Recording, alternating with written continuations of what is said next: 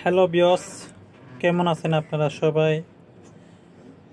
আশা করি আপনারা সবাই ভালো আছেন। আপনাদের মাঝে আরেকটি ভিডিও নিয়ে আসলাম। এটা হলো পপুলার শেপ খোলা ফিটিং। এই পপুলার শেপের কাজটা কি? এটার কাজ হলো আপনার গাড়ির যার মাধ্যমে দৌড়ায় গাড়ি চলে, এটা ছোট বড় যত গাড়ি আছে সব গাড়িতে থাকে। এটার নাম হচ্ছে পপুলার শেপ। এটার মাধ্যমে গাড়িগুলো চলে। আপনাদেরকে দেখাবো এই পপুলার শেপের যে করস আছে, করসটা কিভাবে পাল্টানো হয়। এটা যদি নষ্ট হয়ে যায় আবার রিফারিং করে নতুন আরেকটা করস লাগানো হয়। আপনাদেরকে দেখানো হচ্ছে করসটা কিভাবে খুলে আবার নতুন করে ফিটিং করা হচ্ছে।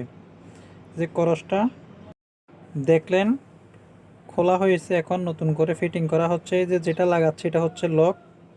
এই লকটা লাগালে করসের যে বাড়িটা আছে এটা বের হয়ে যাবে না।